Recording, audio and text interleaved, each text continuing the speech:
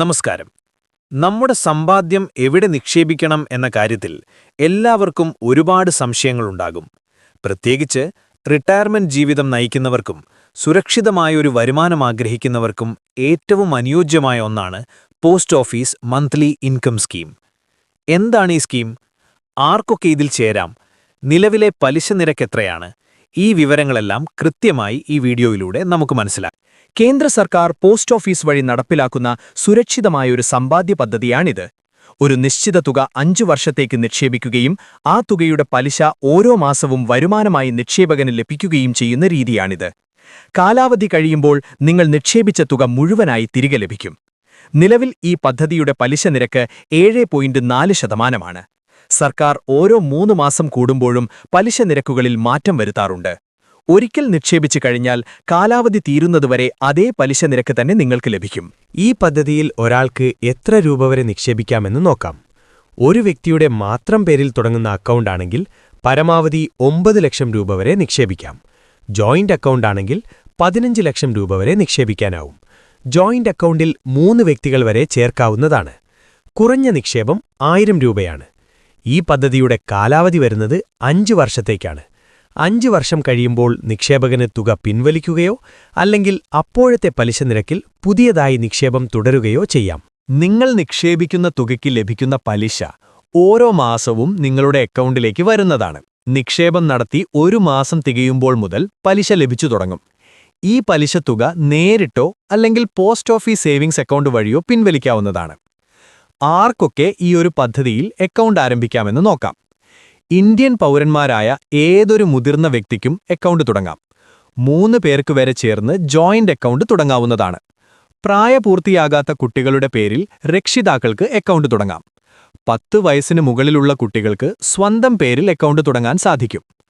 പ്രവാസികൾക്ക് ഈ പദ്ധതിയിൽ ചേരാൻ അനുവാദമില്ല. എന്നാൽ അക്കൗണ്ട് തുടങ്ങിയ ശേഷം പ്രവാസിയാവുകയാണെങ്കിൽ കാലാവധി തീരുന്നതുവരെ അത് തുടരാം. കാലാവധിക്ക് മുമ്പ് പണം പിൻവലിക്കുന്നതിനുള്ള നിബന്ധനകൾ എന്തെല്ലാമെന്ന് നോക്കാം. നിക്ഷേപം തുടങ്ങി 1 വർഷം തികയുന്നതിനു മുൻപ് തുക പിൻവലിക്കാൻ സാധിക്കില്ല. അതിനുശേഷം പിൻവലിക്കുകയാണെങ്കിൽ 1 വർഷം മുതൽ 3 വർഷത്തിനുള്ളിലാണ് പിൻവലിക്കുന്നതെങ്കിൽ നിക്ഷേപ തുകയിൽ നിന്നും 2% കുറച്ചായിരിക്കും ലഭിക്കുന്നത്. 3 വർഷം മുതൽ 5 വർഷം വരെയാണെങ്കിൽ നിക്ഷേപ തുകയിൽ നിന്നും 1% കുറച്ചായിരിക്കും ലഭിക്കുന്നത്. നിങ്ങൾ 1 ലക്ഷം രൂപയാണ് നിക്ഷേപിക്കുന്നതെങ്കിൽ നിങ്ങൾക്കൊരു മാസം ലഭിക്കുന്നത് 617 രൂപയായിരിക്കും. 5 ലക്ഷമാണ് നിക്ഷേപിക്കുന്നതെങ്കിൽ മാസം 3083 രൂപയും. സിംഗിൾ അക്കൗണ്ടിന്റെ പരമാവധി തുകയായ 9 ലക്ഷം നിക്ഷേപിക്കുമ്പോൾ മാസം നിങ്ങൾക്ക് ലഭിക്കുന്നത് 5550 രൂപയും. ജോയിന്റ് അക്കൗണ്ടിന്റെ പരമാവധി തുകയായ 15 ലക്ഷം നിക്ഷേപിക്കുമ്പോൾ 9250 രൂപയുമാണ് നിങ്ങൾക്ക് ലഭിക്കുന്നത്. എങ്ങനെയാണ് ഈ പദ്ധതിയിൽ അപ്ലൈ ചെയ്യുക എന്ന് നോക്കാം. നിങ്ങളുടെ അടുത്തുള്ള ഏതെങ്കിലും പോസ്റ്റ് ഓഫീസിൽ നേരിട്ട് പോയി ഈ അക്കൗണ്ട് തുടങ്ങാം. ഈ ഒരു നിക്ഷേപം തുടങ്ങുന്നതിനു മുമ്പ് നിങ്ങൾക്ക് പോസ്റ്റ് ഓഫീസിൽ ഒരു സേവിങ്സ് അക്കൗണ്ട് തുടങ്ങേണ്ടതുണ്ട്. ഈ ഒരു അക്കൗണ്ടിലേക്കായിരിക്കും മാസത്തിലുള്ള പലിശ വരുന്നത്. ഈ നിക്ഷേപ പദ്ധതി തുടങ്ങുന്നതിന് എന്തെല്ലാം രേഖകളാണ് വേണ്ടത് എന്ന് നോക്കാം. പോസ്റ്റ് ഓഫീസിൽ നിന്ന് ലഭിക്കുന്ന നിശ്ചിത അപേക്ഷാ ഫോം പൂരിപ്പിച്ചത്, തിരിച്ചറിയൽ രേഖയായ Aadhaar card, PAN card, voter ID, passport അല്ലെങ്കിൽ ഡ്രൈവിംഗ് ലൈസൻസ് എന്നിവയിൽ ഏതെങ്കിലും ഒന്ന്. ഈ വിലാസം തെളിയിക്കുന്ന രേഖ ആധാർ കാർഡ്, റേഷൻ കാർഡ്, വൈദ്യുതി ബില്ല് അല്ലെങ്കിൽ ടെലിഫോൺ ബില്ല്. പാൻ കാർഡ്, അപേക്ഷകന്റെ നിലവിലുള്ള 2 പാസ്പോർട്ട് സൈസ് ഫോട്ടോകൾ. അക്കൗണ്ട് തുടങ്ങുന്നതിന് ആധാർ നിർബന്ധമായും നൽകേണ്ടതുണ്ട്. അക്കൗണ്ട് ഉടമ മരണപ്പെടുകയാണെങ്കിൽ നിക്ഷേപിച്ച തുക നോമിനിക്ക് ലഭിക്കും. മരണശേഷം അക്കൗണ്ട് ക്ലോസ് ചെയ്യുമ്പോൾ യാതൊരു പിഴയും ഈടാക്കില്ല. ക്ലെയിം ചെയ്യുന്ന തീയതി വരെയുള്ള പലിശ നോമിനിക്ക് ലഭിക്കുന്നതായിരിക്കും.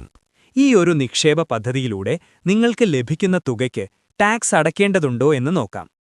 ഈ പദ്ധതിയിൽ നിന്ന് നിങ്ങൾക്ക് ഓരോ മാസവും ലഭിക്കുന്ന പലിശ തുക പൂർണ്ണമായും നികുതിക്ക് വിധേയമാണ്. നിങ്ങളുടെ ആകെ വാർഷിക വരുമാനം ആദായ നികുതി പരിധിക്ക് മുകളിലാണെങ്കിൽ നിങ്ങളുടെ ടാക്സ് സ്ലാബ് അനുസരിച്ച് ഈ പലിശയ്ക്ക് നികുതി നൽകേണ്ടി വരും.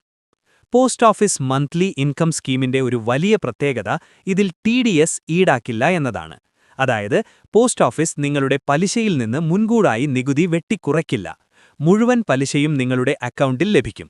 എന്നാൽ വർഷാവസാനം ഇൻകം ടാക്സ് റിട്ടേൺ ഫയൽ ചെയ്യുമ്പോൾ ഈ വരുമാനം ഇൻകം ഫ്രം അതർ സോഴ്സസ് എന്ന വിഭാഗത്തിൽ കാണിച്ച് നികുതി അടയ്ക്കേണ്ടതുണ്ട്.